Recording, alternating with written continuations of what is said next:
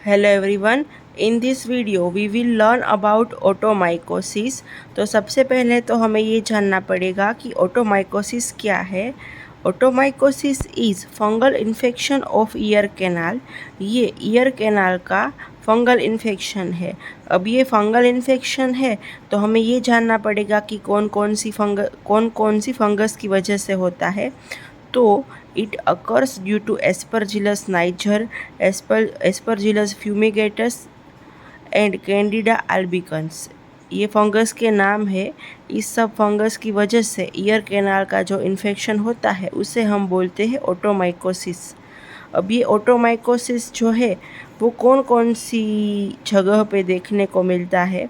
तो it's seen in hot and humid climate of tropical and सब tropical countries.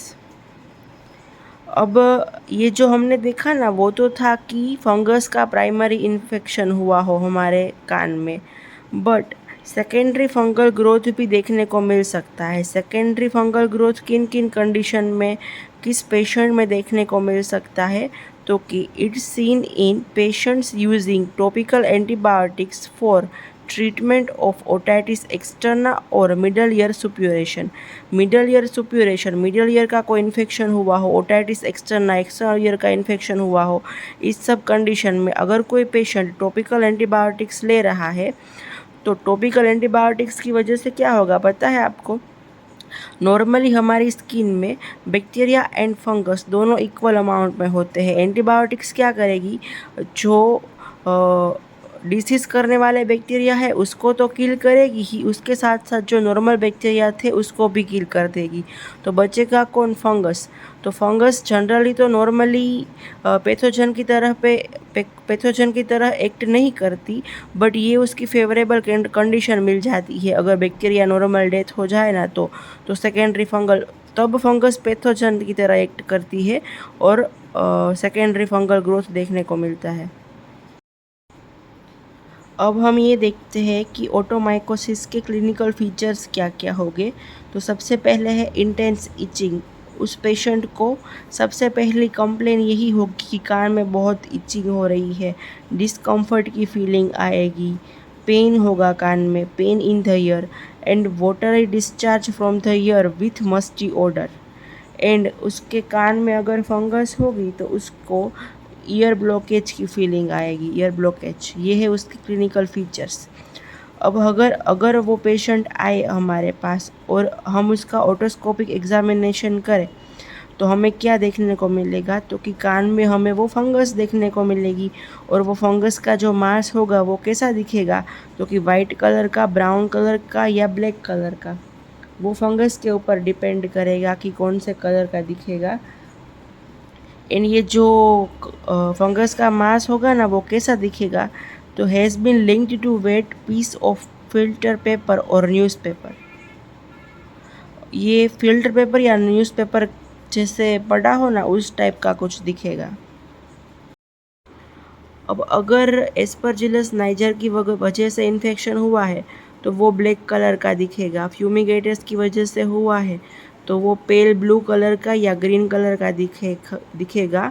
And अगर Candida की वजह से हुआ है तो वाइट और क्रीमी डिपॉजिट्स देखने को मिलेगी हमें। ठीक है। अब हम ये देखते हैं कि ओटोमाइकोसिस का कोई पेशेंट आए तो हमें उसे ट्रीट कैसे करना है। तो हम देखते हैं treatment of the otomycosis.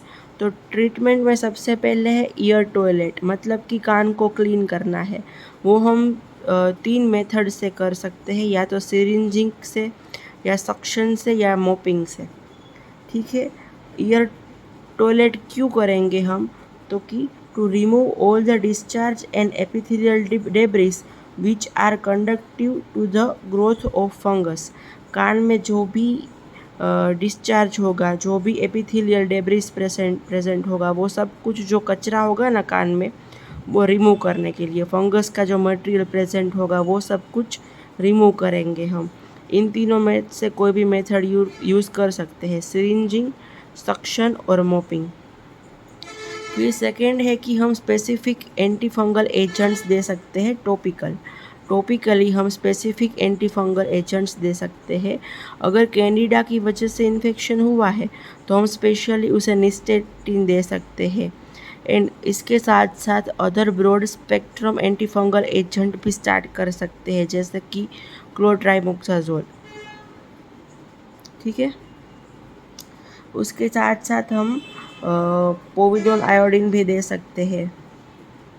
2% salicylic acid and alcohol भी इफ़ेक्टिव है, वो भी दे सकते हैं। एंड हमने ट्रीटमेंट स्टार्ट कर दी किसी की, एंड ट्रीटमेंट के बाद हमें ऐसा लगे ना कि भाई पेशेंट ठीक हो रहा है, फिर भी हमें 1 हफ्ते तक यानी कि 1 वीक तक ट्रीटमेंट शुरू रखनी है। क्यों? तो कि रिकरेंस को प्रिवेंट करने के लिए। इस दौरान हमें पेशेंट को एडवाइस करनी है कि अपना ईयर ड्राई रखे, यानी कि कान में पानी ना जाने दे। उसके साथ साथ ये जो फंगस वाली कंडीशन है ना, उसके साथ साथ हमको बैक्टीरियल इन्फेक्शंस भी देखने को मिल सकते हैं। तो उसके लिए हमको एंटीबायोटिक्स एंड स्टीरॉयड भी स्टार्ट कर देनी है। ये एंटीबायोटिक एंड स्टीरॉयड क्या करेगी? तो कि ये इन्फ्लामेशन रिड्यूस करेगी, इडिमा रिड्यूस करेगी। ठीक है, ये इडिमा एंड इन्फ्लामेशन रिड्यूस हो जाएगा ना इन दोनों की मदद से, तो हमारी जो एंटी फंगल ड्रग हमने दी होगी ना, वो बेटर तरीके से एक्ट कर सकेगी। ठीक है, ये हमने देख ली ट्रीटमेंट। सबसे पहले हमने देखा कि ईयर टॉयलेटिंग करना है, स्पेसिफिक एंटी फंगल एजेंट्स देने हैं, कैंडिडा का इन्फेक्शन हो तो निस्टेटिन देना है, other broad spectrum anti fungal agents start करने हैं, सैलिसिलिक एसिड अल्कोहल दे सकते हैं, ईयर को ड्राई रखना है, एंड एंटीबायोटिक एंड स्टीरॉयड भी दे सकते हैं। आई होप आपको ओटोमाइकोसिस के बारे में आइडिया आ गया होगा। अगर कोई डाउट है तो कमेंट सेक्शन में पूछ सकते हैं। Thank you.